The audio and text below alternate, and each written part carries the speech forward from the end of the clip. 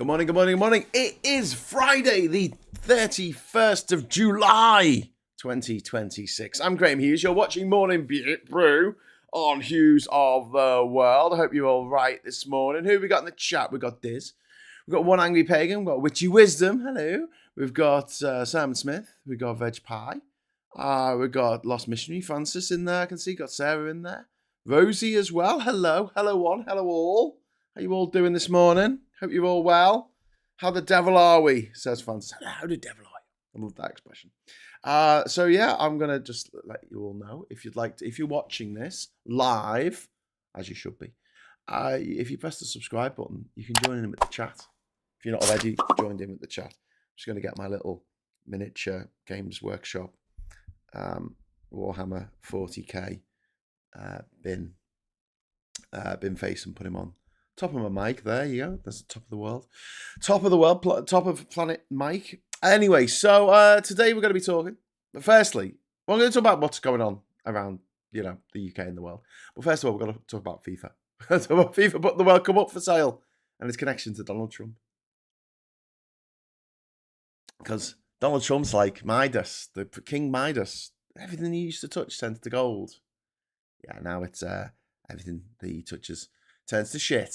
Anything goes near, he just ruins. He ruins everything. Trump ruins everything for everybody. Not just for the people who hate him, like myself, but for the people who love him as well. Those dickheads. Suffering from Trump derangement syndrome. So we're going to be talking about Infantino. We're going to talk about FIFA. We're going to be talking about the Trump crime family, which is now expanded to the brother of his son-in-law, which is quite remarkable. I mean, that's bringing in people into the family business who really have no business being there. But there you go. Don't touch the mic, says Martin Harrow with rolly eyes. Sorry, I was putting bin face on there. We'll do that in future. Fine, whatever. It's having quite a nice day till then, Anyway, so anyway, FIFA wants to create a new commercial company, provisionally called FIFA Forward Enterprise. I mean, God, do you know there's a section in the private eye, and it's called like Solutions. It does this thing called Solutions sometimes, and it's all these different companies that provide solutions, and to problems that it appears we have. I don't know, but this is Forward Enterprise. FIFA Forward Enterprise. Isn't that what Captain Kirk says? Forward Enterprise. Make it so. Well, that's Picard. Anyway, they want to have a profit-making company containing the broadcast, sponsorship, and ticketing operations for its tournaments. Even though the World Cup they just had made a shitload of money, the company would control the commercial exploitation of the men's and women's World Cups, the Club World Cup, and FIFA's other competitions. FIFA values the proposed company at around approximately $20 billion. It plans to sell a stake of up to 20% to external investors, potentially raising $4.2 billion for some reason. Like, that can't really be explained because they've just been going on about how much money they made at this World Cup that they've just had. I honestly, I don't know what to. I just the greed. Anyway, what you need to know is the proposed lead investor in this external investing into FIFA's actual money-making bit of the World Cup, etc. The lead investor is called Thrive Capital. That's another nebulous name, isn't it? Thrive Capital. It's typed in, what do they call my company? Into AI, and that's what AI spat out. Anyway, founded by Joshua Kushner. Joshua Kushner is the brother of Jared Kushner, Donald Trump's son-in-law and former senior White House advisor and multi-billionaire off the back of a bunch of dodgy deals he's done with dodgy fuckers in the Middle East who want to turn America into Saudi Arabia. The Saudi Arabian things that they do, like killing protesters and not letting women have any rights, having an all-powerful leader that if you criticize him, you end up in jail or worse, the whole thing being a narco state, a petro state, or run on fossil fuels that they've dug out the ground and then sold for ridiculous sums of money. Just Saudi Arabia, basically, a religious oligarchy that if you're not part of the established order, then you'll either be discriminated against, or just killed, or they'll just kill you. They'll just kill you. But it's what Saudi Arabia's been trying to turn America into for decades now, and they're doing a really good job, actually. Well, I mean, it's an evil job, but it's a good job of an evil job. But anyway, so FIFA it wants to give a politically connected private investment firm a direct financial interest in revenues generated by football's biggest competition, the World Cup. FIFA has been insisting that investors would have no authority over sporting decisions.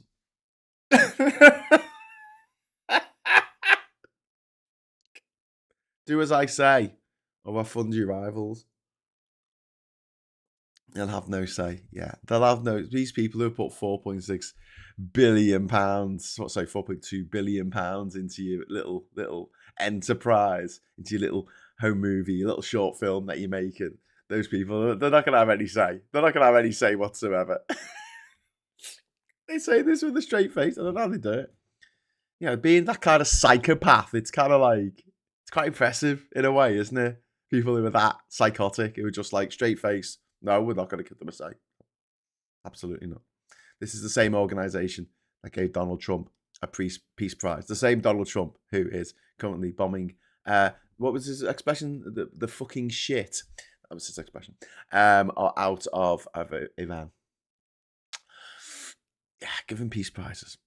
So yeah, just anyway, FIFA like is saying that it's not going to have any. They're not going to have any say. These people who invest, Donald Trump's son-in-law's brother, is not going to have any say.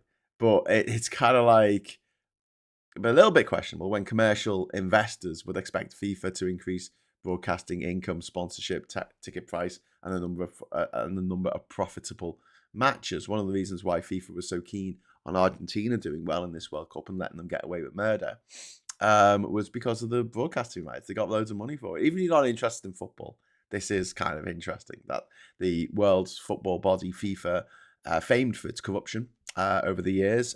They had a guy called Sepp Blatter, who was the leader, some Swiss guy. He was taken over by some Italian Swiss guy. I don't know, some Swiss guy called Gianni Infantino. But yeah, Sepp Blatter got kicked out because he was corrupt as fuck. And then he got taken over by somebody else who's just as corrupt as fuck. Something that was actually, if you look at go back in time to what's that, isn't it? Go back in time to 2016, 10 years ago, when Gary Lineker said that he feared that Gianni Infantino might just end up to be just Sepp Blatter Mark II, which he absolutely was. He absolutely was. Anyway, so FIFA's given its 211 national associations. I think I've been to all but 2 of them, I think. FIFA has given its 211 national associations until the 19th of September to decide whether or not to participate. Associations have been offered potential payments worth tens of millions of dollars if the plan proceeds. This means that people voting on the proposal stand to receive money generated by approving it. UEFA has said no. UEFA, which is the European bit of football organisation, they say that they're not having any of it. They say that FIFA is attempting to use football to enrich itself. Because don't forget, FIFA is supposed to be a non-profit. It's supposed to be a non-profit. Yeah. So all 55 UEFA member associations have voted unanimously to boycott FIFA competitions if this proposal proceeds.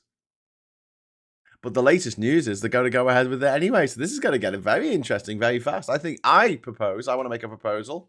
and it is a decent proposal, not an indecent proposal, a decent proposal, I propose that we start a new FIFA and we operate it out of Liverpool. For the love of the game. I reckon Andy Burnham should get behind this, being a Scouser himself. Steve Rotherham, blue and a red, get together, fucking sort it, baby. Oh yeah. The English FA supports UEFA's position. Don't forget, there's 55 members of UEFA, which is kind of crazy because there's only 44 countries in Europe. But there's some add-ons. So England has its own football association. Ireland, Northern Ireland, Scotland, Wales all have their own football associations, which is kind of confusing, but there you go. Now, here's the thing. There is a body that makes the rules for football. So if they want to dick around with allowing teams to play in, I don't know, what are the rules for football? The VAR, bringing in the VAR, that wasn't FIFA's decision alone. It was decision of the football board. I think it's called the board or something like that. It's got a really boring name, but the football board was invented to create to curate the laws of football, and it's got 5 members. Right? So it's got England, the English FA. It's got the Welsh FA. It's got the Northern Irish FA and the Scottish FA. Oh yeah, and then FIFA. That's the 5th. FIFA representing the other 207 national associations around the world. Yeah. Now, the way it works is that each of the home nations, should we call them, on the football board, they all get a vote each, and FIFA gets 4 votes. So we can't force something on FIFA, and they can't force something on England, Scotland, Wales. No, when people ask why isn't there a British team of football, why don't we have a British team? And then we could have really good players from Northern Ireland. We could have great players from Scotland or Wales. Yeah, this is why. This is why. A better idea. How about the government steps in and tells the FA that all footballers' wages are capped at a maximum of £500,000 a year? Says Chris C. Steps in and tells the FA that all footballers... No, fuck that. I'm sorry, Chris. What are you talking about, mate? I mean, I'm sorry. No. I'm not having that, mate. I'm sorry. I live in a world in which if you're born rich, if you spat out your mum's twat into a big pile of money, that's it. You're loaded for life and you'll earn £500 million not doing anything for a year. Literally off the interest of all the fucking money you've got. Do you know what I mean? Like, sorry, 500,000. 500,000 a year of all of just by dint of being born rich. Most footballers are born in, lower, not rich areas, because the toffs are a bit inbred, they're not that talented when it comes to running around, being athletic, all the things the toffs are good at involve sitting down, rowing, horse riding, cycling, etc., because they can afford the fancy bikes. But like, football is one of the few ways that working class kids can do really, really fucking well for themselves. And they earn that money. They absolutely earn that money. They run a marathon every week playing football up and down the pitch. They run a marathon. And every single week. Get all this shit from the press because obviously a lot of them are working class and we have to analyse what they're spending their money on and they're getting too much money. But don't forget, you say that they shouldn't get this money for doing what they do and entertaining so many people and bringing in billions into the British economy, which is what at least the English FA does, the Premier League in particular. I've travelled all over the world and I've seen Premier League matches being played. I saw Man City play West Ham United halfway up a mountain in Borneo on a TV and everyone in that room was watching it. And I was like, this is so weird. I was the only British person there. Go, why are you watching our football? Because they do, because people watch it all over the world. It makes shitloads of money. And if you're going to complain about working class people earning too much money, why is it always football? Why is it never acting? Why do we go, oh, this actor got paid too much for doing this film? We never say that. Do you know why? Because all the actors went to private school. And we seem to have much less of a problem that people are paid shitloads of money if they happen to be called Lord Fauntleroy or something, or Tarquin or Guinevere. But if, there's some working class kids who grew up on a council estate in Bootle, then, no, they can't possibly earn that much. It blows my mind. I don't know why we do this. I think it's the newspapers, which are all written by rich people, about rich people, for the interests of rich people. It fucks me off. Sorry, Chris. Right, get that off me high horse. Let me get off that thing. Oh, talking of high horses, I went to see Spider-Man last night. It was really good. It was really enjoyable. It was fun. Might have gone on a bit too long, but it was generally fun.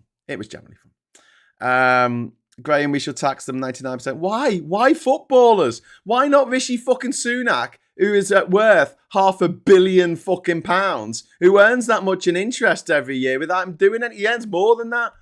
Why football? Why is this obsession? You're going to be a professional footballer, for maybe 10, 15 years, if you're lucky. If you don't get an injury that puts you out forever. Fine, let them earn that money. They're not going to be earning it in their 40s or their 50s, are they? No.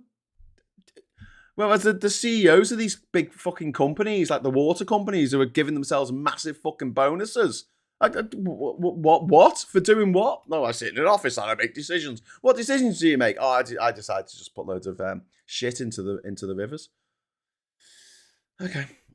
This is the thing with the schism when the Football League first started, and the rugby union, rugby league thing. It's the rich want to keep these sports to themselves, and they want to exclude anyone who's not rich, anyone who's not born into fucking shitloads of money into these events. This is why white countries do so well at the Olympic events, that you need expensive equipment to get into. The sailing. Oh yeah, I'll get on Daddy's fucking yacht. Off I pop on Daddy's yacht. It's just like, no, it's a nonsense. The Formula One.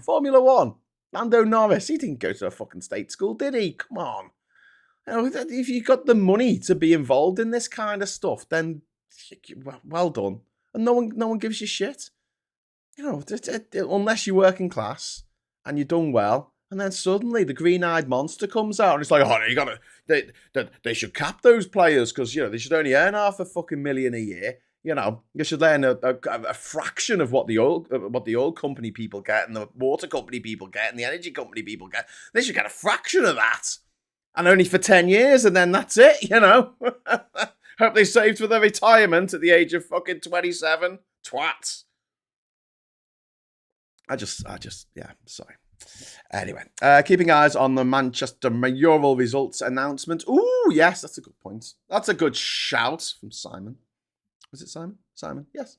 Thank you, Simon, for pointing that out to me. I will go over there now. Is anyone reporting on it live? Have we got a live thing coming up? UK Politics Live. I suppose that might be it. Andy Burnham to set out devolution plan amid criticism it won't benefit regions equally. Oh, fuck off. Amid criticism that it might put up taxes. Amid criticism it doesn't go far enough. Amid criticism it did. Look, I'm not expecting the news and the newspapers to go, oh, this is a great idea. Yeah, I see no problems here. But you know what? It's a bit depressing, isn't it? You all know someone in your life who has to not ruin everything, but just they can't just be happy about something. Do you know what I mean? They've always got to put it down. They've always got to find the fault in it. They've always, and it's fine from a sort of, I don't know, health and safety point of view, I guess. But like from a keeping a bit of optimism kind of thing. It's just like, it'll probably fail. Everything's going to be awful. I don't think it's good for our fucking psyche. I really don't. Like every time something happens that might be good, we go, probably won't be. Yeah. I hear Sadie Sink's character is called Pantone 9-1963. I don't get that. Is that the hair colour? I don't know. The hair colour's got something to do with the character. I'm not going to give anything away, but I probably just did. I saw The Odyssey, says Kimberly. It was tremendous. Ooh, I'm really excited. I'm going to see that on Monday. Got tickets for Monday. IMAX. First ever IMAX that Kat's ever going to see. Because we're going to be wearing our special glasses. Apparently. Can't find the live feed even on the MEN. I don't know when the results are going to come in, to be honest with you. I think it might be a while because it takes a long time. Hiddenite! Hiddenite! Don't give things away. God damn. Oh, Jesus Christ. Spoilers much? Anyway, right. I hope no one saw that. And it came out today. Oh my God. Right, anyway. Sorry. Being very combative today, aren't I? Graham, it would be much more lucrative for you just to agree with everyone in the audience and say, yes, you're all absolutely right and startling and amazing. And everything you do and say is awesome. But yeah, I'm shit at that. That's why I got their money. There you go. But there you go. What's the colour? 1963. I don't know. Isn't that the date that John F. Kennedy got shot? Oh no, that was the 23rd, was it, of November 93? 83? No, 63. 63. God damn it. Anyway, let's get back to football. Let's get back to FIFA. Okay. So all 55 UEFA member associations have voted unanimously to boycott FIFA competitions going forward, which starts with the Women's World Cup playoffs, I think, in September. So we've only got like a month to go before this boycott kicks in. CONCACAF, I don't know how you pronounce that, CONCACAF, the Asian Football Confederation and International Players Representation have also criticised FIFA's lack of consultation. FIFA's already expected to exceed roughly $13 billion in revenue for the 4-year cycle ending with the 2026 World Cup. So it's not as though they need the money, you know? This is just greed. It's pure greed. This is not an emergency measure to rescue a failing organisation. It's an attempt to turn the World Cup revenues into an investable financial asset for the already rich, for the born rich. And then we've got the unusually close public relationship between Gianni Infantino and Donald fucking Dump. So like here we go. FIFA has established offices in Trump Tower in New York. Did you know about that? Infantino appeared regularly alongside Trump during preparations for the World Cup, which was being held in Mexico and Canada and the US. But obviously the US, Trump decides to make it all about him. Did you see him on the stage when Spain won? And he was there like this. A fucking deranged uncle. I fucking hate him. Absolutely hate him. Can't wait till the big beautiful day. Cannot wait. Gonna set off some fireworks. Hide the dog. Gonna set off some fireworks. It's gonna be great. He publicly praised Trump. Infantino publicly praised Trump despite FIFA's statutory obligation to remain politically neutral. Human rights organisation Fair Square has brought an IOC investigation into whether Infantino breached those neutrality rules. That's the International Olympic Committee. Also had a lot of corruption in it as well in the past. Don't know if it still does. During the World Cup, Trump personally contacted Infantino after this American player called Florian Bagelon was sent off. He was sent off. He was given a red card. Normally that means you can't play the next match. Trump made a phone call. Made a phone call. I don't want this guy together. I don't know what a red card is, but I want you to get rid of it. So FIFA didn't rescind the red card, but it suspended the match ban for a year, allowing him to play in the next game, which they subsequently lost. They got their asses handed to them by Belgium. Go Belgium. But the episode showed that Trump could telephone FIFA's president about a sporting disciplinary decision and receive quite an extraordinary outcome from that. I don't think anyone else could do that. And weeks later, FIFA, the FIFA, don't forget, they gave Trump the inaugural Peace Prize. The Peace Prize, remember that? That weird fucking hand thing with the globe with the hands on it. But yeah, the issue, they've unveiled this commercial proposal now, led by the brother of Trump's son-in-law. who used to be part of the Trump's administration and still works with Trump on bringing peace to the Middle East. Yeah, apparently, I've heard this morning on Scuttlebutt through Scuttlebutt that America has decided a plan for Hamas to disarm. It's all over the news, and Hamas are like, oh yeah, well, okay, yeah. It's like the Iranians opening the Hormuz Strait. Yeah, we're opening it. Ben, I think we watched a different Spider-Man. Spider-Man lost his knickers in a frying pan. The ending of the new Spider-Man film is that it was a dream and you could see dead people. I see dead people. No, that's the end of Titanic.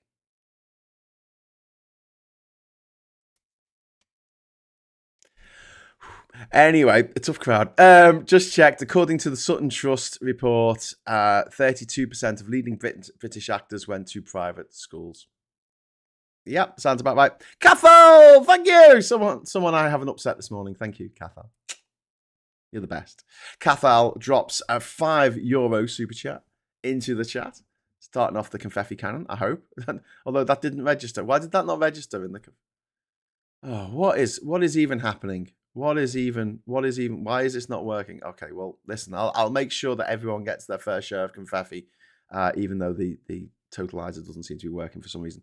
Yesterday, all my troubles felt just so actually gone. Went to the Cavern Club, Anfield, great city views, beer keller, and amazing jacaranda. Go see. Yay, you at the Jack. Woo! Love the Jack.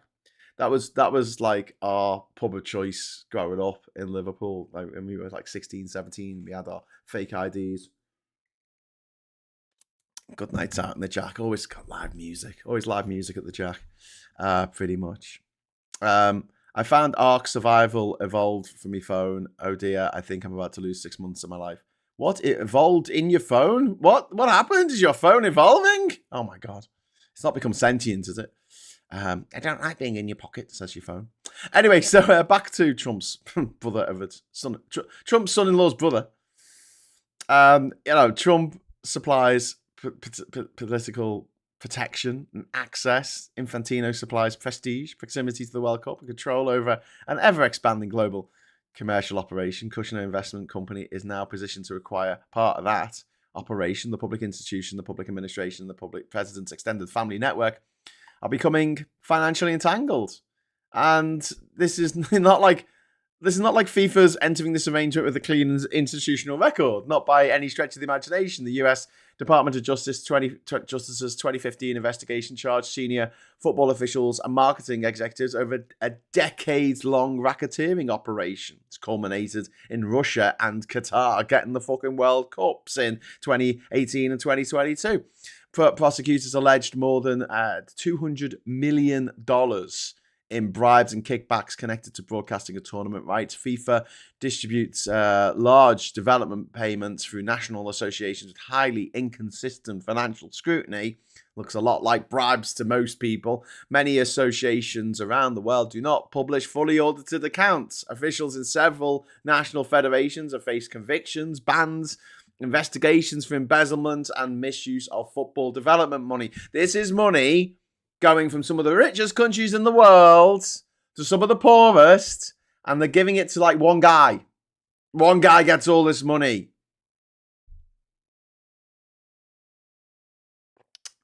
And do you know what that guy does with the money? Puts it in his back pocket. It's supposed to be spent on developing football facilities, developing football talent, but it goes in someone's back pocket and he goes, oh, great, I'm going to invest in arms.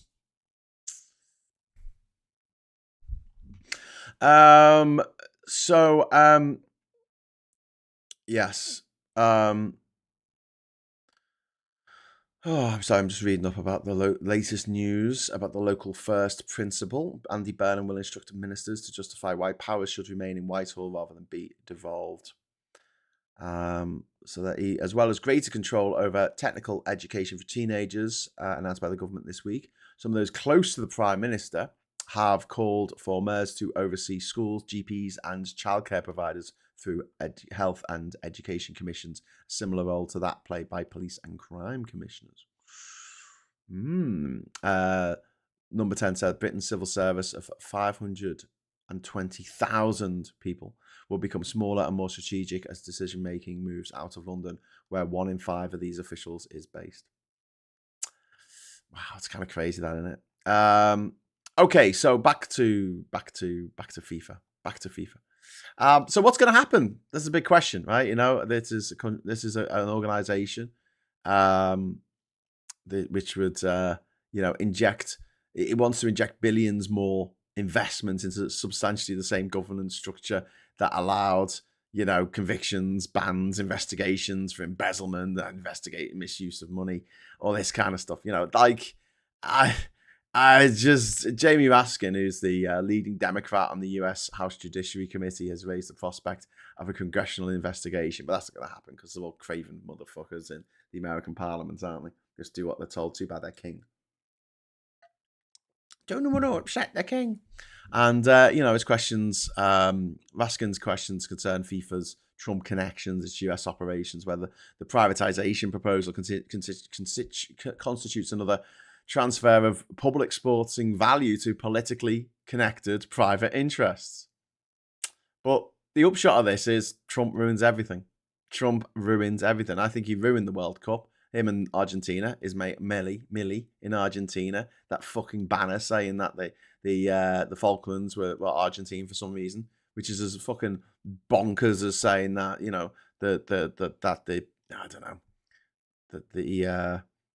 that Cornwall is part of some Western Samoa.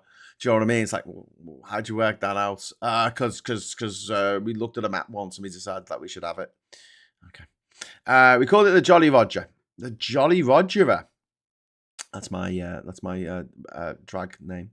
FIFA news. Gianni Infantino's divisive plan to sell world stakes in the World Cup appears to be dead after the Asian Football Confederation joined UEFA and CONCACAF in opposing the CONCACAF in opposing the plot. The plot thickens. The plot thickens.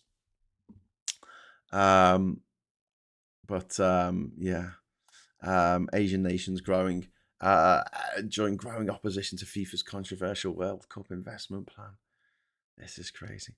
Okay, so yesterday, around 49,000 migrants entered the Spanish enclave of Ceuta, and this is kind of crazy. Hang on a sec. Sorry, I have to. Where was I? Call it the Jolly Roger. FIFA fixing it for Argentina. Ceuta, I should say. Ceuta. It's not Ceuta. It's Ceuta. Ceuta, they say. Okay, now Ceuta. I hope I'm saying that right. Is any Spanish-speaking people in the chat want to put me right on this? But I think it's Ceuta. Ceuta is an enclave of Spain, which was taken by the Portuguese from Morocco in 1415, before Spain even existed as a country. And together with another enclave, whatever you want to call it, in Morocco, which is owned by Spain, it forms part of the argument of why Spain shouldn't have Gibraltar. It's like, well, you've got Ceuta. Like, why you what? Anyway, so around 49,000 migrants have crossed into Spain, but they haven't really. They're Africans who have crossed into Africa in the last 24 hours. There was thousands of people swimming into the city. At least 18 people have died trying to reach the territory in recent days. This came after the Supreme Court ruled this month that migrants stopped at sea while trying to reach Ceuta or Melilla, another Spanish enclave, cannot be just returned to Morocco. The astonishing estimation by Spanish officials suggests the number of migrants who have entered Ceuta on the last day also could be more than half the population of the of more than half the population of the city, which sits at around 83,600 according to latest local figures. So yeah, not optimal, suboptimal, and these gobshites around the world are using this as an excuse to go, this is what happens when you have a socialist government. This is what happens because Spain's got quite a left-wing government. You see, this is what happens when you have a left-wing government. No, this is what happens when you have a legal system, and you have people who get to have their say in it, judges and things. But also, it's what happens when you put, you take a bit of someone else's country, probably. Just saying. Just saying, It's interesting, isn't it? So, Ceuta and Gibraltar make up the Pillars of Hercules, because one's on one side of the little narrow bit of the Mediterranean as it goes out into the Atlantic, and the Ceuta's on the other one. True and fascinating story. I'm sure you'll all agree. Look at that. I was talking about Salman Rushdie yesterday, and his book is a Peter Moore's Last Sigh. It's well read, that, isn't it? It's always a bit worrying when you go to someone's house and they've got loads of fabulous books on the shelves and they've all obviously not been read. But that's the thing, you trash a book when you read it in a way that you don't necessarily trash anything else. It's that thing of like, oh, don't open it, don't leave the toy in the box. Leave the words on the page, don't actually read them. Sorry, I'm just sorting some stuff out here on my desk. Can't find my pen. Oh well, never mind. Oh, I've got one in my pocket. There you go. That's why this jacket's got about 17 pockets on it. Okay. So, blood pressure is raised. Apparently, private schools are exempt from hosepipe bans, while state schools are not, according to a report in The Guardian. Yep. Hey, they don't need to be inspected by Ofsted. They don't need to have qualified teachers. They don't need to follow the national curriculum. They don't need to, not abuse the kids, I guess. Or if they do, who's going to say? Who's going to say? Okay, if Trump changed the constitution to allow him to do so, I'd hope Obama would stand against him. Well, yeah. But, I mean, Obama wouldn't win. Obama wouldn't win against Trump if Trump changes the constitution to allow him to run again. He would win the popular vote. I mean, he would get the most votes by a mile against Trump. But what will happen is Trump will cheat the system and he's president and he's in control of the Supreme Court. Like, just forget about it. Like, he is going to be president until the day he dies. Guarantee it. 100%. 100%. And why is that? Because the Americans are too craven to do what needs to be done. These are the people who run around with their guns going, oh, we need guns so we can fight back against the tyrannical government. And then you're like, okay, go on then. Off you pop. I'm waiting. I'm waiting. Oh. So that wasn't the reason, was it? Just guns are fun. Guns make little people feel powerful. Cool. Great. Awesome. You only have to look at F1 to see the future.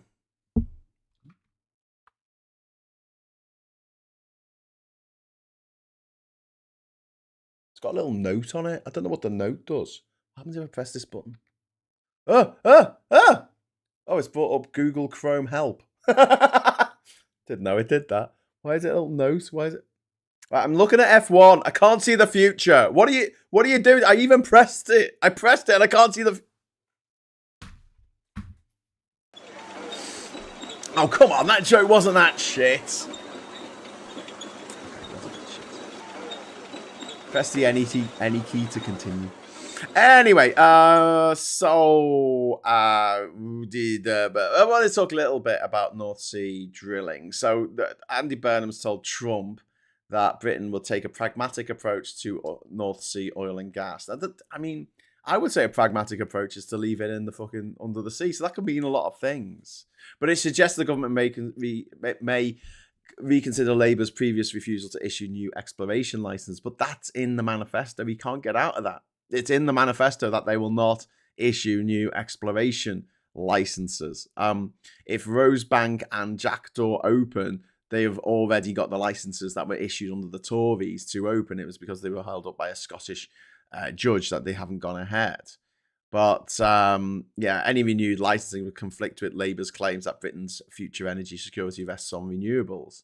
And it will not bring down bills for British people. All it'll do, I mean, it'll make some money for the Exchequer. Yes, it absolutely will, in taxes. But the private company that drills the fucking oil, they're going to be making out like bandits. Kimberly, thank you very much. Fear not, this bad tide will turn. Good people. Yes, it absolutely will. Hidden Knight says, I miss the days when the biggest controversy in the US was when an American president wore a tan suit. Yeah, I agree. I concur. Trump's going to be president for life, so next 3 months only. So Simon Smith, he'll keep going. You see, the thing is, he's got loads of money, so they can just keep injecting whatever life serum that they need to put inside him to keep him moving and alive. He'll keep going. And even when he's completely incapacitated and he's just drooling out the side of his mouth and just talking bollocks, which he does anyway, they're just going to make excuses for him. And tell everyone that no, he hasn't got dementia. You've got dementia, which is what they do. No, it's not the Trump crime family who are a family of people who are obviously committing crimes. It's the Biden crime family. Oh, who's in the Biden crime family? Well, it's Biden, and Joe Biden and his son Hunter Biden. That's it. That's the crime family. It's not exactly the fucking Godfather, is it? Do you know what I mean? We got another super chat. Hi, Graham. Do you think Mitch McConnell is seriously ill or no longer with us? Asks Rosie. I think he's dead. I think he's brown bread. I think he's, away. But the problem is that they need to keep him alive for a few more days, weekend at Bernie's style, because I think it's the 14th of August or something like that is the cut-off date, and then there won't be a special election before the midterms. So then he can die. It's okay because there won't be a special election before the midterms. Otherwise, they'll have a special election, and that'll cause all of the problems in Kentucky or wherever the twat is from. They'll Mitch McConnell him. Yeah. The Daily Mail has the headline today that claims Burnham has admitted that drilling for oil and gas will reduce bills for British people. Yeah, I read that headline and it's bollocks. It won't. It will raise some money for the government, but your gas bills, your energy bills, they're not going to come down. They're not going to fucking come down. It's sold on the international market. How many times do you have to explain this? It's sold on the international market. If another country says, hey, listen, Britain offered you $60 for that barrel of Brent crude. Well, we're going to offer you $61. They'll sell it to the $61 people. Supply and demand. We don't get a friends and family discount. The people who think that we do are fucking deluded or deranged or should be demoted. But yeah, why is the question we should be asking is why is that British energy policy apparently being discussed with Donald Trump before the British fucking Parliament or the British fucking public? But then again, if I wanted to be a sneaky little twat, which I can be at times, I'll do this. I'll say, we're going to take a pragmatic approach. That can mean fucking anything. I'd always say this. If I was an MP or a Prime Minister or whatever, and go ask a question, are you going to rejoin the EU? I'll say, well, look, nothing's off the table. We don't know what's going to happen in the future. We might stay out. We might go in. I don't know. That's what I would say. Anyway, so more power and money for regional mayors. We've been talking about this already tonight. Labour is preparing to transfer additional budgets and decision-making authority. If I can talk right, like what the good talkers do. Decision-making authority. And he's going to farm it out to the sticks, which is where I live. So that's good. I'm happy about that. Look, this is my happy face.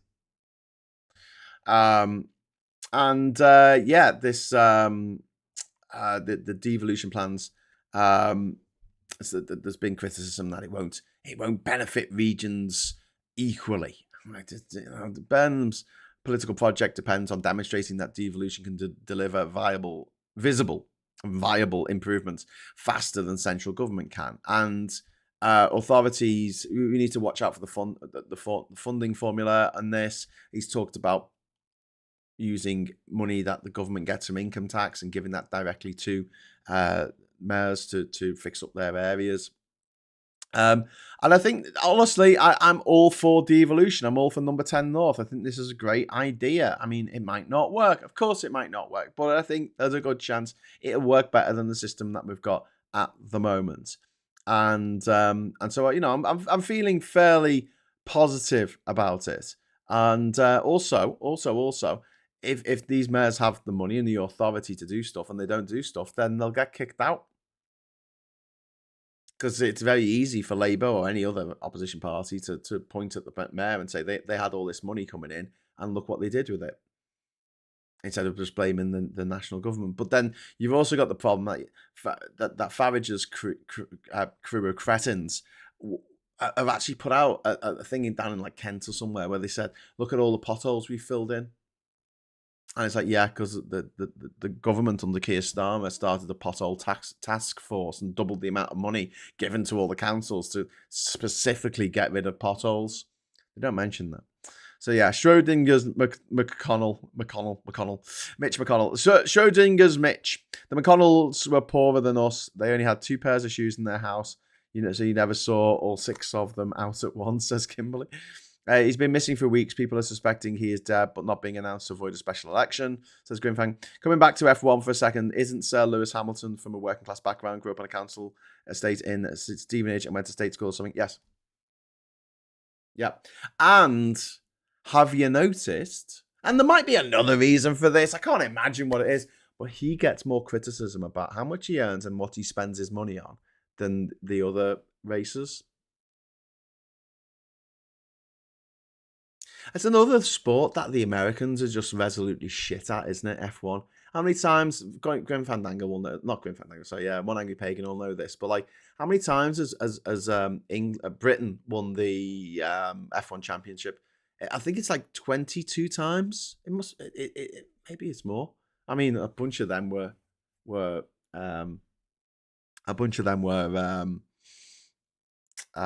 Lewis Hamilton, but Jenson Button won it. And Nigel Mansell won it.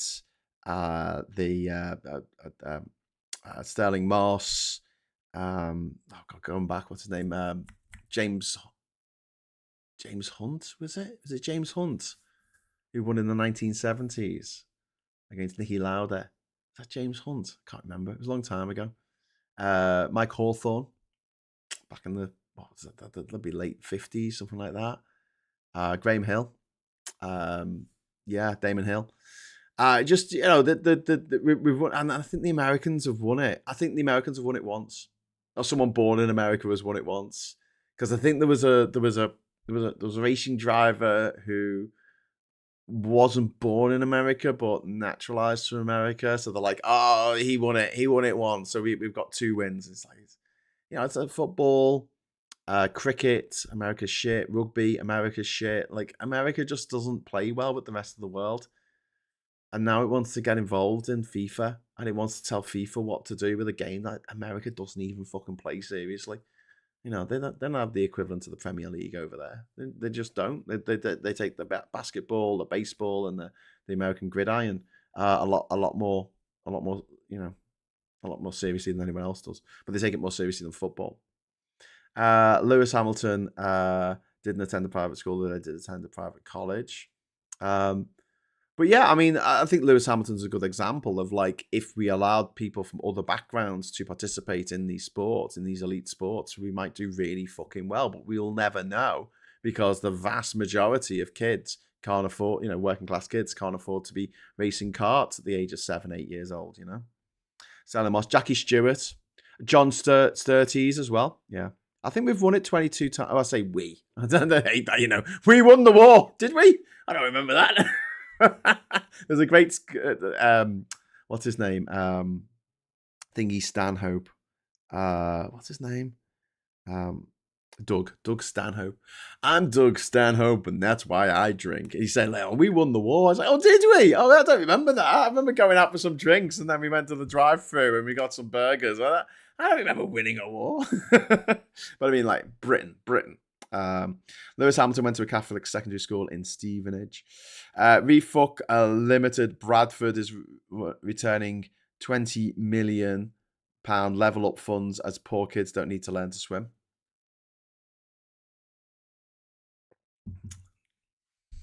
I mean, I've got to say to people who no one who votes refuck is going to be watching this, but I've got to say, like, how thick do you have to be? Who funds Labour? The unions, right? Workers. They fund Labour. Okay, so are Labour going to do things that are in the interest of workers? Yes, generally speaking, because they want to keep their funders happy, right? Who funds refuck? Billionaires who don't even fucking live here. Why would they do anything to help workers in this country? Why would they help anyone who's working class in this country in any way, shape, or form? They won't. They'll just make us all poorer. 21 British wins. Oh, I was nearly there. 7 of those were Lewis. He needs one more and then he beats Michael Schumacher's record, doesn't he? Hamilton got into F1 because Ron of McLaren fame gave him a seat. Yeah. Doug Stanhope, yeah, very, very funny man. Very funny man. It reminds me a bit of, do you remember Bill Hicks? It reminds me of Bill Hicks. Very, very funny, very cynical, hilarious stuff. Hilarious stuff. Always makes me laugh now how the LTA is the richest tennis association in the world, and yet our best players in living memory learned to play tennis in Spain. Yeah. Well, again, like tennis is another. I mean, there's a lot of sports that, and I feel this way about music as well. Music has been absolutely hijacked by the upper echelons of society, like the rich. Now it's very, very difficult to get your album, your stuff out. I mean, Taylor Swift, I think she's a good artist and everything. I don't have a personal problem with her or anything. I thought the whole getting married in Madison Square Garden was a fucking bit weird. I mean, that would literally be my nightmare. I would absolutely hate to get married in a metal concrete box. No. Just fame for its boxing matches. I mean, it probably stinks in there of fucking sweat. I just like, why? But yeah, but her dad was an investment banker from like Merrill Lynch or something. I don't know. And then you've got Gracie Abrams, who's doing really well at the moment. Little waif like Gracie, who's made it from coming from a very humble upbringing, being the daughter of one of Hollywood's most successful film directors, J.J. Abrams. Then you've got who's that horrible little hobbit man, the ginger hobbit who just keeps turning up in things unwantedly. Ed Sheeran, that's him. Ed Sheeran, private school, privately educated. Coldplay went to private school. Radiohead, they all went to private school. But yeah, I believe in giving everyone a chance, giving every kid a chance. Find out what they're good at. They might be a fucking musical genius, but we're never going to know now because kids aren't allowed to play musical instruments unless their parents can pay a fuckload of money for them to get to have an instrument in the first place, which is going to be difficult. If you're struggling to pay for your kids' school uniforms, how the fuck are you going to buy them a trumpet? And then a piano. I mean, fucking hell. And then you've got the fact that a lot of the kids in schools, they don't get free lessons in music. They have to pay for them. They don't have to in private schools because obviously the parents are paying X amount for the tuition anyway. But the fact that these charities, private school charities, have state subsidies towards the musical instruments that they have, which just blows my mind because they're charities. You see, they're charities for that 1 in every 100 kids who go to private school that gets a full bursary. That everyone likes to point out to me and go, well, look at this one kid out of 100. There's 99 of them who either got a partial bursary because their parents could afford a bit of money or they didn't get a bursary at all. 1% of the money in private schools goes to kids who actually fucking need it to be educated. It's just like a token gesture. David, thank you for the very much not a token gesture of 78 Hong Kong dollars. Thank you. That is very kind of you. As the rich West systematically exploits land, wealth, and resources from the global South, don't be surprised when poor folks seek better life in Theta. Expect more mass migration to the EU as the planet warms. Yeah. I remember when we lived in Germany and we had weekly swimming lessons with the primary school, moved back to the UK, and I think we had a minimum of 12 weeks. Yeah. It is a requirement stroke mandatory that all pupils be taught swimming at primary level, not secondary. When I was a kid, my school music class had their own instruments and would loan them out to students to play at home. I played the trumpet and then violin. Yeah. Something that our generation had, but the generation coming up now just doesn't have. Not a prodigy, but I wouldn't know that if I didn't at least try. So I said, like, yeah. But how do we find the prodigies? How do we find them if the only people who have these opportunities are the born rich? You know, and this is the thing. You point this out, and people go, but you're saying that, you know, Olivia Colman's not a great actress. I'm like, yeah, no, I think she is a great actress. I think Benedict Cumberbatch is a great fucking actor, right? But they went to private school. Like, you know, I'm not saying they shouldn't have the job, but there should be people out there who are really good at acting. The kid out of adolescence, he's just a working class kid, or at least lower middle class kid from Warrington, who put on that absolutely devastating display of acting ability at a very young age. And it's like, how he would never be discovered. He would never be discovered in the world that we fuck want to create. Anyway, so yeah, I'm a big fan of devolution. I'm a big fan of seeing what kids are good at and then saying, right, do this thing that you're good at. Finding the prodigies, finding the people who are really fucking good at everything, you know, what you're good at. That's what school's job should be. Teach you maths, teach you English to get, you know, around in life. And then after that, find out what the kid is good at and then just encourage them to do that. The fact you've got to take a language for GCSE, honestly, I'm going to upset some polyglots out there. I think it's a fucking waste of time. I think it's an absolute fucking waste of time. If you are good at languages, brilliant, do it. Do your GCSE, right? If you are shit at languages, it's just a waste of time. It's a depressing waste of time because you're shit at it. You're never going to be good at it. You suck at it. You're going to drop it as soon as you get your GCSE, as soon as you get your grade 4 or 5 in GCSE. That's it. You're out of there. You know? What a waste of your time when you could have been learning something that you're fucking good at. You know? And people do this. They'll pick the subject that they were good at in school and say, every kid should learn this. Every kid should do this. You know, it'll be very easy for me to say everyone should do politics. Everyone should do history because I was good at it. I enjoyed it. I got my head around it. But, you know, I don't think it's for everyone. I don't think it's necessary. My daughter was given the harp home from school. She could play without reading music. We got sick of lugging it around. It says Pretty Cake Machine. Yeah. Owen Cooper received so much hate for his amazing performance in Adolescence from the Gammons. Yeah, they were upset because he wasn't black. Ironically. Yeah. The problem with music in school is we spent all that time learning about Baroque, classical, and basically nothing in the last 100 years, says Daz. I mean, yeah. I mean, again, this is an education system that just seems very much stuck in the Victorian era. It doesn't help when two privately educated twats like Michael Gove and Dominic Cummings get in charge of the school system and then convert everything so everything's exams now. There's no coursework anymore for GCSEs. Everything is exams. It's fucking horrific. It's horrific. Everything for the rest of your life is based on how you felt on the day. You know, maybe you came on your period on that day. Maybe you missed the bus on the way to school and you got all fucking het up. Maybe you I don't know, you fucking Ribena spilled in your bag or something and soaked all your books. You know, you don't know what's going on in people's fucking lives. And for one day, that's it. Prove yourself. This one day, you got to prove yourself. And that's it forever. I just hate it. I hate it. I mean, for me, great. I'm fucking great at exams. I'm great at memorizing random shit and then regurgitating it an hour later on paper. I can do that. I can do that all day about any fucking subject. I could get straight A. If I did SAT GCSEs today, I'll get straight 9s in everything. Because I know what the technique is. I know what you do. You just remember the stuff. Here you go. Remember all this stuff. Regurgitate it. Fine. Know how to do this? Okay. I'll remember how to do that type of equation. All right. And then I'll regurgitate it. And then I'll forget about it the next day. So what was that thing that I was supposed to? I can't remember. But like a lot of kids, a lot of people do not do well with exams. They get crippled by anxiety. Imagine an exam that was you had to go out and read a speech to the school.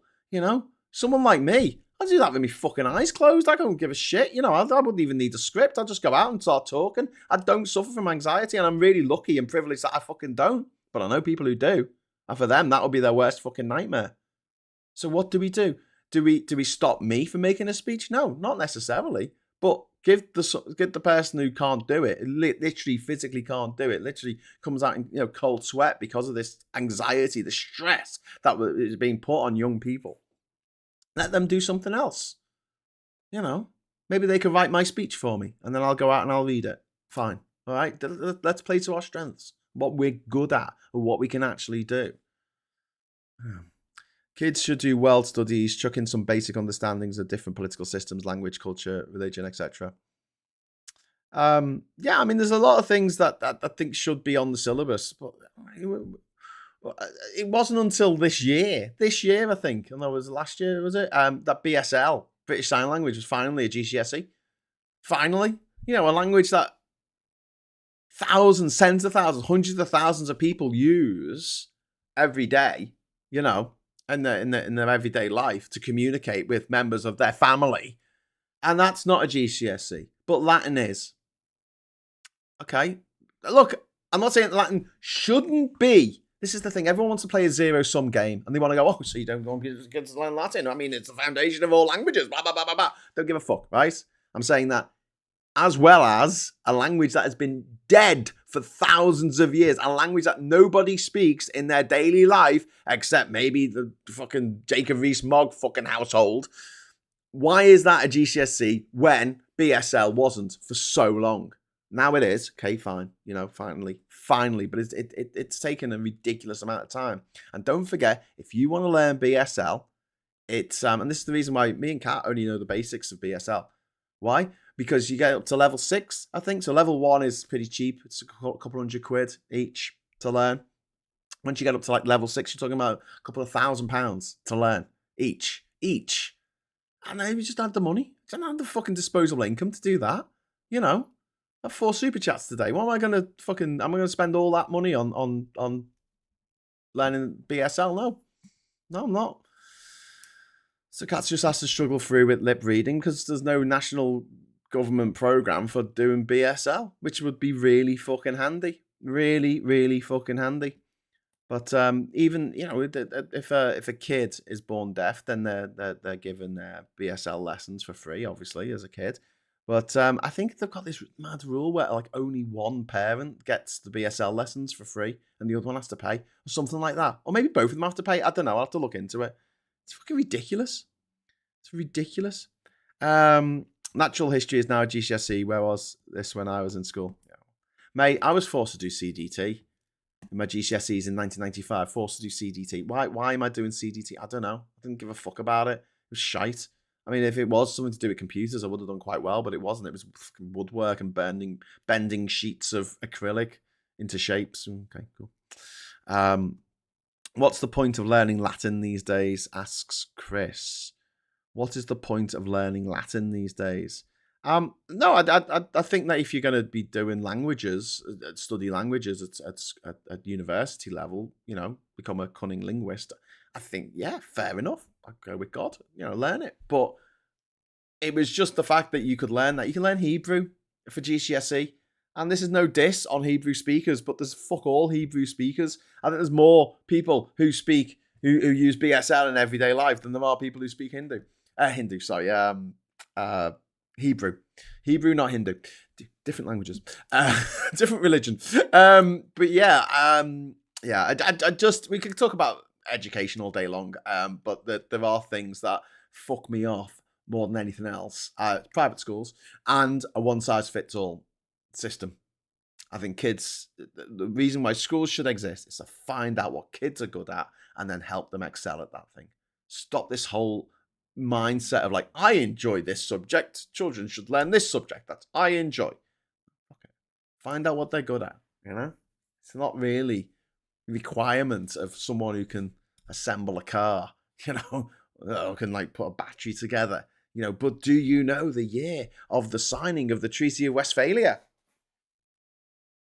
No, it's not necessary for this.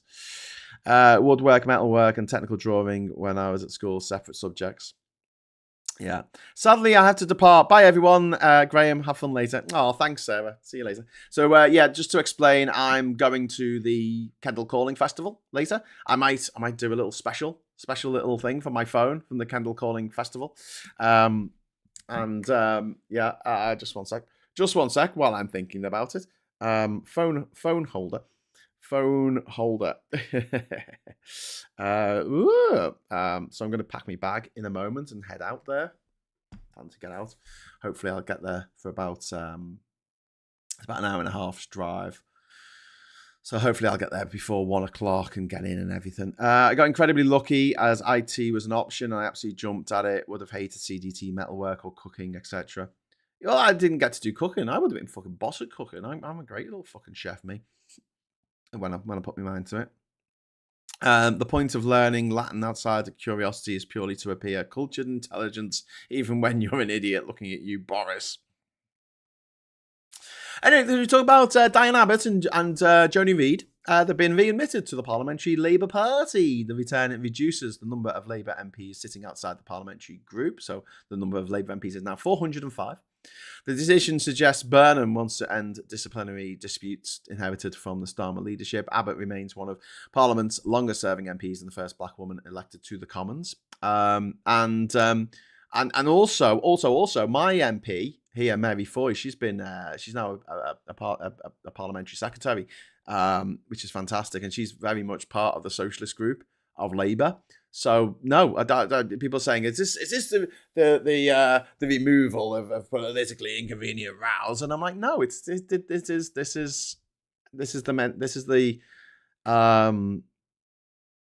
the mentality of Andy Burnham. He's like, fuck it, bring them all on board, just get everyone on board, whatever. Whereas I think Starmer was very much black and white about a lot of subjects, whereas I think Burnham is more shades of grey, maybe 50 shades of grey. I don't know. You'll have to ask his wife. But yeah, I think that's a good thing. I think that everything in life is a spectrum.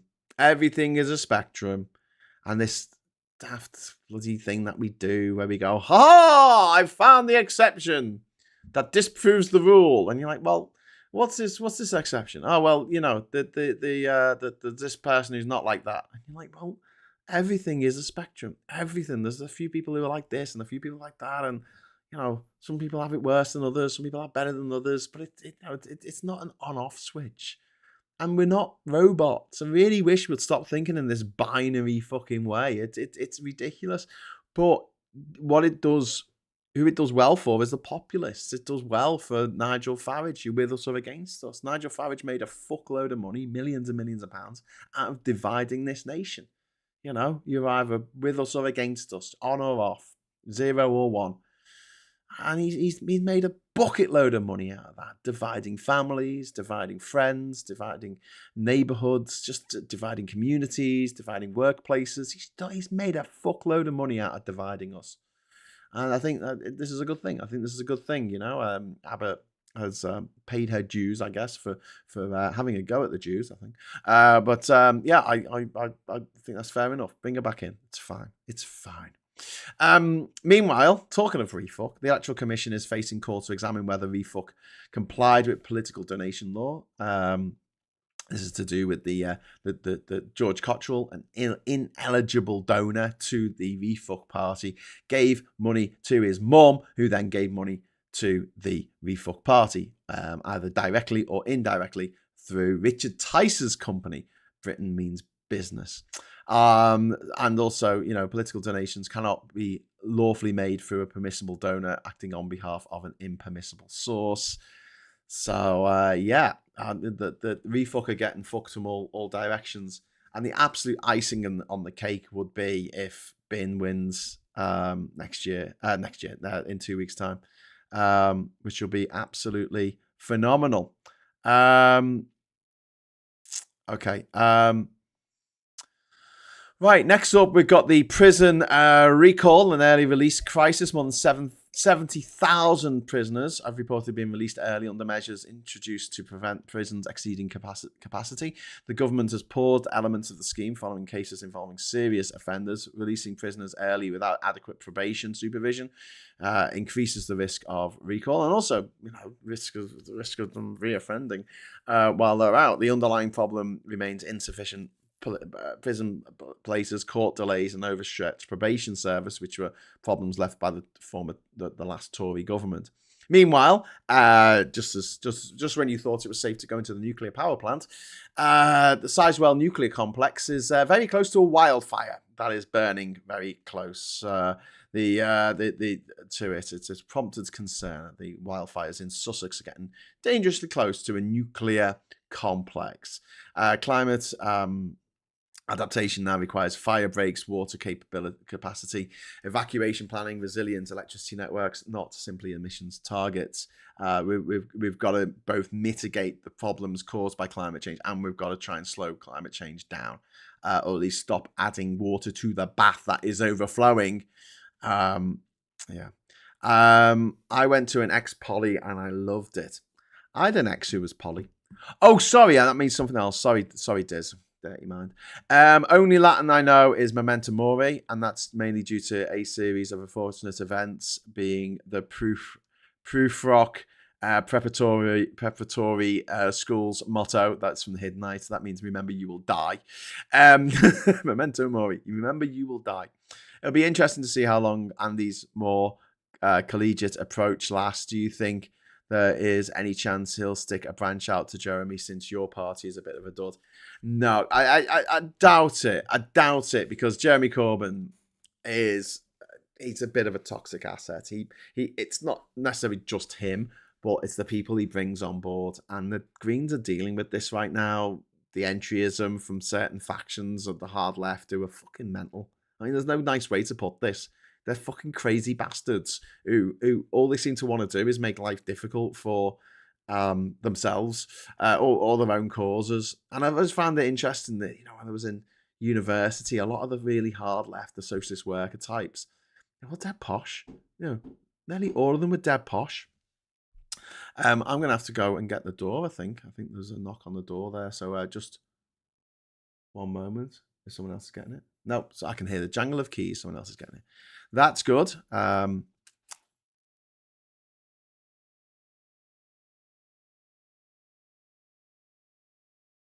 Okay. I thought it was something being delivered for me that I need to sign for.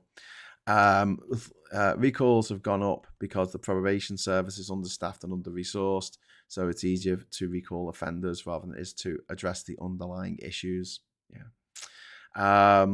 Problem is, a lot of criminals are coming out of prison a lot worse, plus so little is done to get them employment, housing, etc.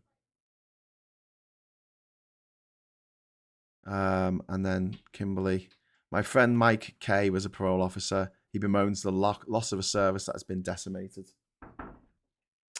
100% do it my way, or I'll have a grump. Says, I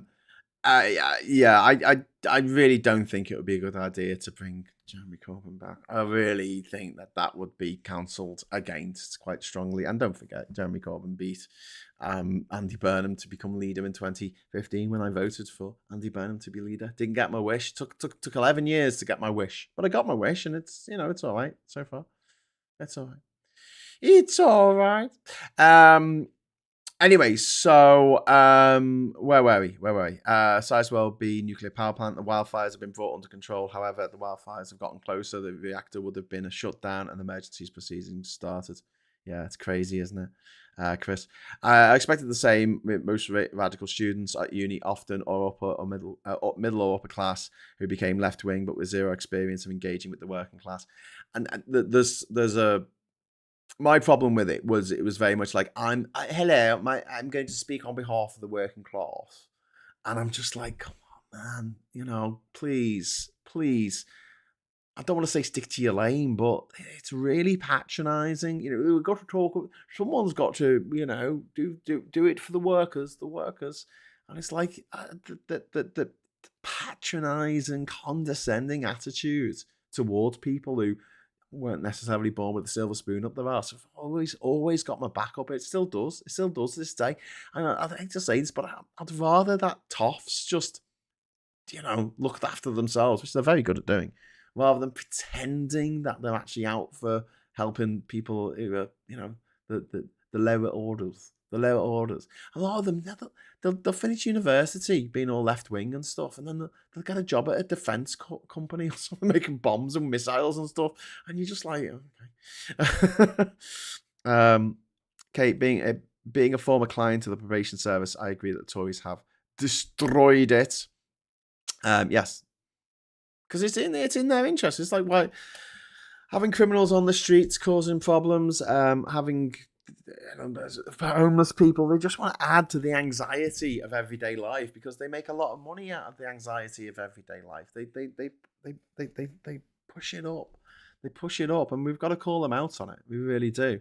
I can't help but draw comparisons with militants from the Viz, says Richard. Yeah, mate.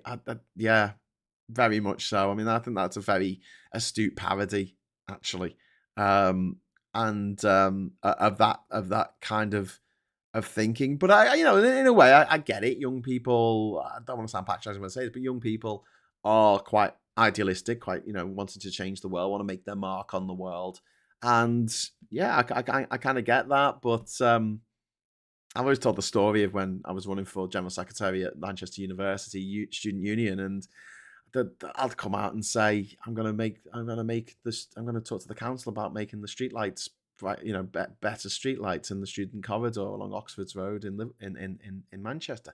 I'm gonna make sure everyone knows about the safety bus, so they all know that they can get home. I'm gonna give everyone a card with the safety bus number on the card, so they can put it in their wallet, put it in their purse, and if they're ever stuck somewhere in Manchester at 4:00 in the morning, we can come and get them and take them home in a safe and cheap way. And then the next person will come out and they'll say, oh, I'm gonna stop NATO, the phrase that always sticks in my head, I'm going to stop NATO aggression in the South Balkans. I was just like, no, you're not. What the fuck is wrong with you? I was just like, anyway. There's been a Russian missile that's crashed in Poland. A Russian cruise missile has entered Polish airspace and crashed to the east of the country. It created a crater approximately 10 meters wide, but caused no reported casualties.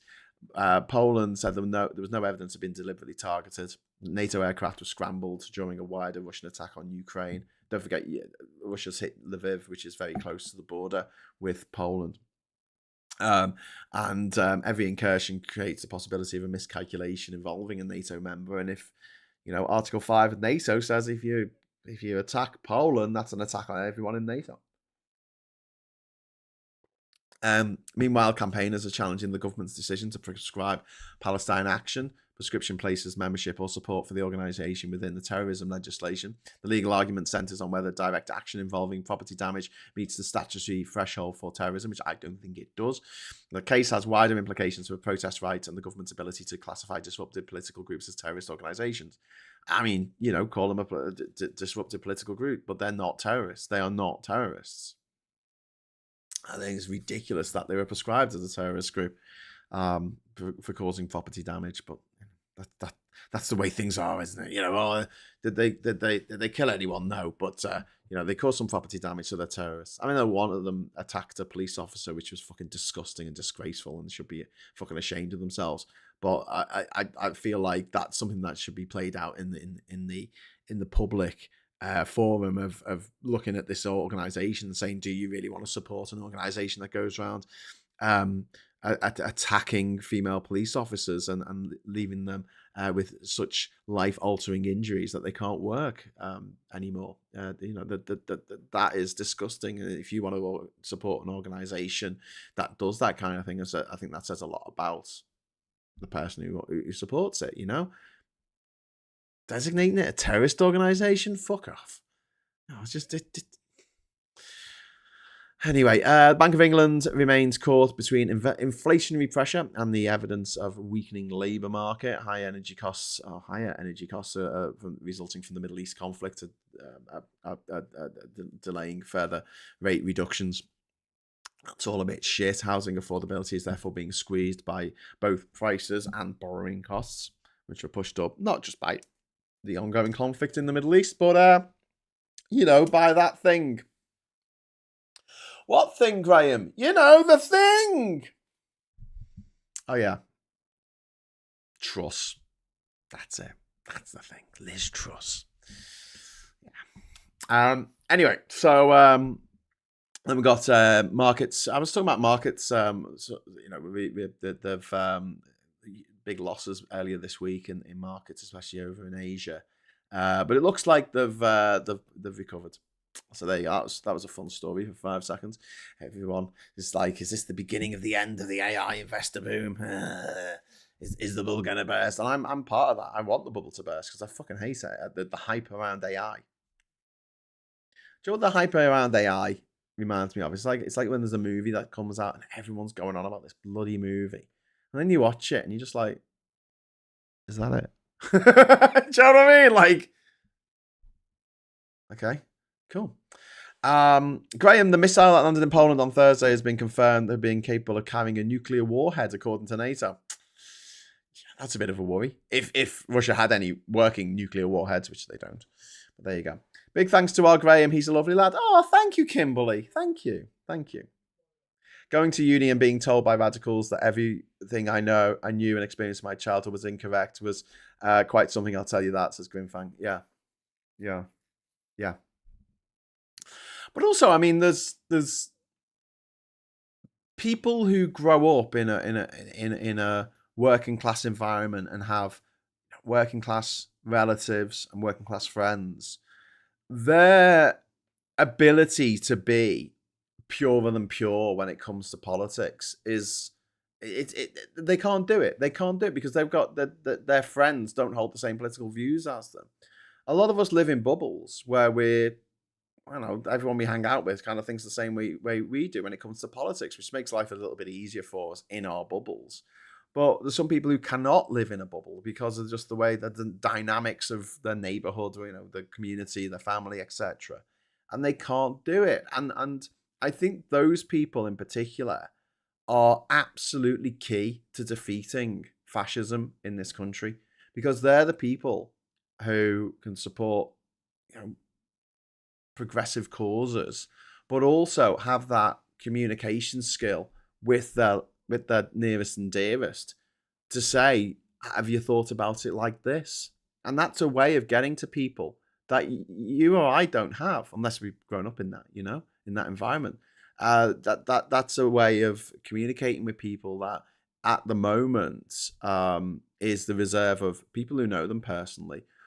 And the newspaper owners, the media owners, the foreign-based billionaires who get to drip poison into the eyes and ears of people all over the country every day. We don't have that kind of access, We have that chance to sit down with someone and actually have those conversations. And I've spoken about this so many times before, but telling someone that their political view is wrong or asking them questions, the best way to do it, just don't tell them anything, just ask them questions. But it's a case of sitting down with someone in a cafe, in a pub, on the couch watching telly or playing a video game together and having that conversation.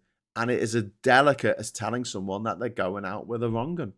It's as delicate as telling someone that baby isn't theirs. Do you know what I mean? It is like, it's that sensitive. And we need to understand that us doing these shows isn't necessarily going to convince anyone directly. I'm hoping that talking about this in the morning and having these conversations and the back and forth and the discussions and the debates, I'm hoping that it gives you the tools when you're having a conversation with someone that who might have fallen down the fascist rabbit hole, fallen for Farage's lies and Trump's deceit or whatever, to have these conversations with them. But you've got to be able to do it in a empathetic way, which I know a lot of the people watching this are very good at being empathetic, because obviously you're on the left, a lot of you are just pure empathy.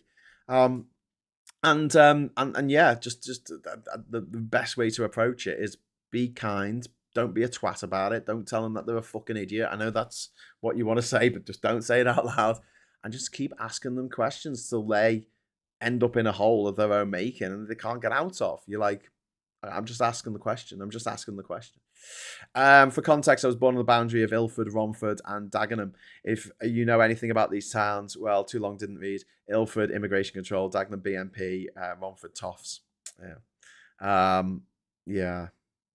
Dagenham went to the BNP back in the noughties, was it? Jesus, I take your point, but there's a bit of generalisation of working class people there. A lot of very socially conservative in my experience, and that's fine. Says that. No, if you're talking about my experience, I'm not saying that everyone. I'm saying I'm agreeing with you. A lot of people, working class backgrounds, they will have someone in their life who, or many people in their life, maybe who are socially conservatives, who think that we need to stop the boats in order to make their rent go down, or make the property price go up, or make the energy bills go down, or whatever it is. I'm going to wrap up in a few minutes' time because I do need to get my arse over to Kendal. Well, it's not actually in Kendal. It's a bit outside Kendal. It's like Glastonbury. It's not actually in Glastonbury, but it's nearby. I've just seen the story of a hiker who impaled himself with the side of the walking pole, walking 10 miles down a mountain to avoid paying the rescue and ambulance costs only in America. I was going to say, Chris, if that was in Britain, I'd be like, what? Wow. Breaking news, silly edition. Royal Mail tells its customers, don't write the address in the middle of the envelope, but bottom left. Apparently, we've been doing mail wrong all this time. My sister told me about her ultra-high empathy for her kids' troubles. Meant I had to look after them so she could go out on the town. I'm sorry for laughing, Kimberly, but what the fuck? I hope you told her where to go. I mean, Jesus, what? My empathy for my children means that you have to what? You have to look after them. What? Okay, so and then we've also got stories about China's economic slowdown deepening, which isn't great for the Chinese, I guess. So we're going to quickly go to the papers. I'm going to say we're going to wrap up soon. So if you want to drop in another couple of super chats, there's one. There's one. Just as soon as I said it, as of the mouse of babes. Thank you very much to Andrew Ray there for the £5 super chat. Anyone who attacks the NHS, BBC, and National Rail are evil. Or National Trust. But yeah, they are. We should protect them from the right wing who want to destroy them or discredit them or want to fuck them up from inside. Out of interest, right-leaning people will always exist. So what would your ideal right look like, says Astis.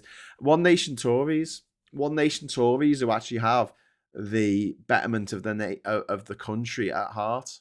Because the problem is there's a lot of people on the right who are mad individualists, libertarians, who don't care about society. They think society shouldn't exist. They think that everyone should pay for their own security, their own education, their own healthcare, because they've got the money to do so. And that is desperately problematic. One Nation Toryism was something that has been around for quite a long time. It's more of a paternal thing. But then that got discredited because we were told that it was a nanny state. It was a nanny state. Oh, you being the nanny state. It was discredited as a thing. And I'm not a big fan of it. But if someone's got to be right wing, I'd rather that they were One Nation Tories than being these individualistic, atomized fucking twats who have enough money to do whatever they want in life. Yay, Hiddenite, Bim Feffy or Confeffy.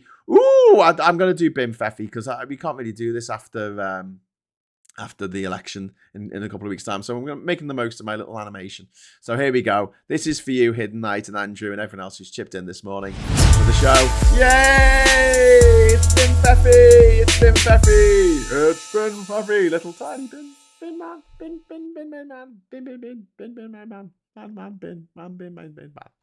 Thank you very much. Since I've got a bit more of the show to do, I'll start another goal. It'll just be one super chat and we'll get the confetti out for you. If you give them the next 5 minutes. Oh my God, the Gammons are saying we need more people like that hiker instead of the snowflake generations. He walked 8.5 miles and was driven to hospital because he couldn't afford to be rescued. Yeah, so they're the people I don't want on the right.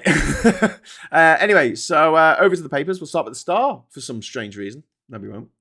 We'll start with the Star for some strange reason. Yes, we will. We've got the whole of Europe to boycott World Cup. UEFA 55, FIFA 0. They think it's all over. It is now. England and UEFA's 54 other members voted to boycott World Cups if FIFA boss Infantino sells stakes to investors. And the World Cup can't really go ahead without UEFA, so hopefully that's dead in the water. Although they're saying that they're still going to go ahead with it, so whatever. The Times here, the BBC versus Netflix, Battle of the Screens, the really, really sadistic, vindictive show in which people are tortured for the amusement of the people watching. Represented by Claudia Winkleman, and there's a guy from Squid Game, and then we've got French police criticised as four boat migrants die in the Channel. We've got wildfire in Suffolk near the nuclear plant. You see the dome there, the dome of the nuclear plant.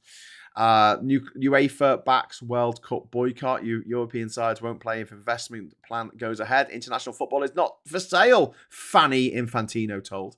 I just did that one. You don't do the Times again. Let's see what nonsense is coming out of the mail here. Nonsense. I'm talking nonsense.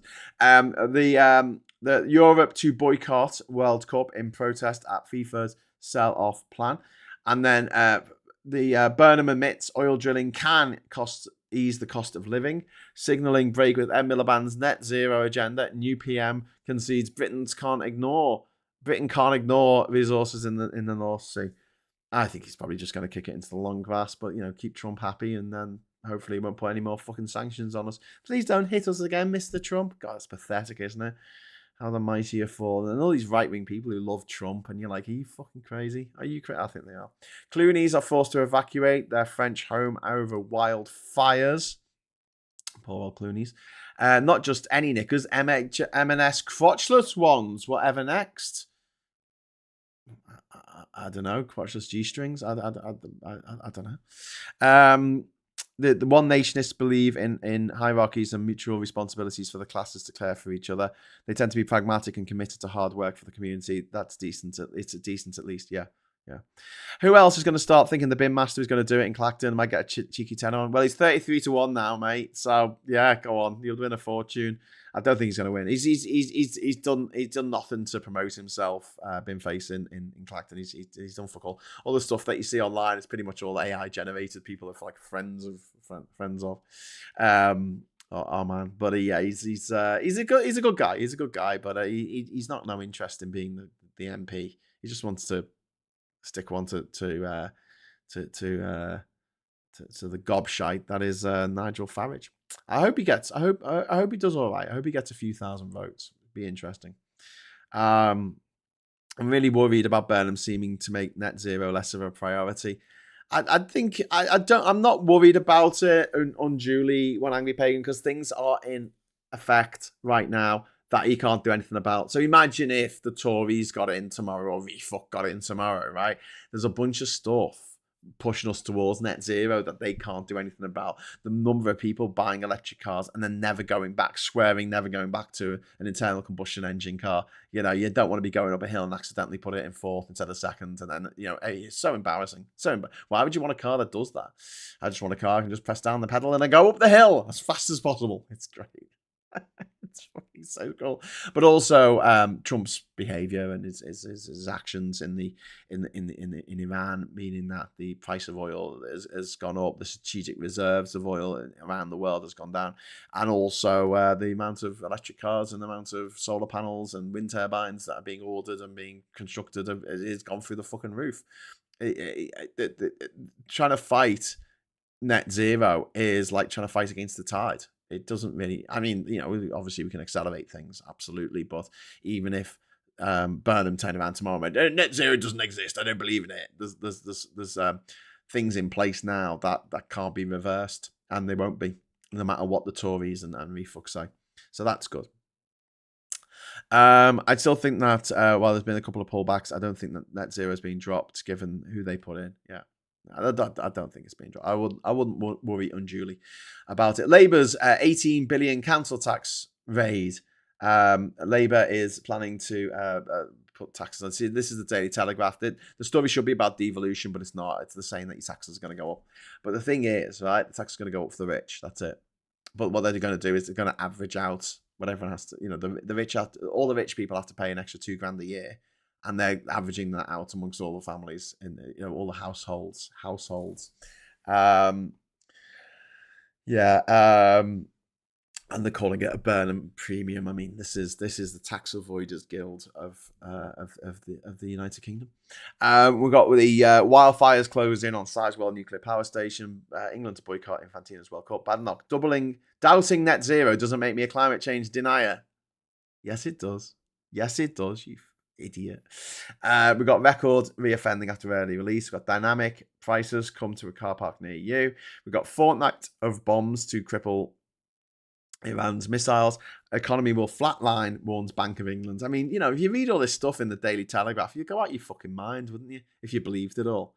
All these stories are like, oh, it's all awful. This nuclear power plant's going to explode. Labour's going to cost you £18 billion each. There's, the economy's going to be fucked. And, the only good news is that the M&S are now selling crotchless knickers. So it's, so you can leave them on when you're busy. Anyway, so move on to the I newspaper now. We've got the game changer. Europe tackles Infantino by boycotting the World Cup. European Football Associations take stand against FIFA's Chiefs' hugely controversial plan to sell shares in the tournament to investors, led by US venture capital firm with links to Trump. So we've talked about that to death. We've also got wildfires just 3 miles from Britain's nuclear power plant. We've got Ellen Page there. I want to retire, but people won't let me. And Burnham set to approve North Sea gas fields that would heat 1 million UK homes. Yeah, right. And we've got Daily Telegraph. 1 million UK homes for a night. England to join boycott of World Cup. Pensioners now paying £30 billion a year tax. Yeah, because pensioners have got, what is it? Was it £2.5 trillion worth of our assets? Yeah.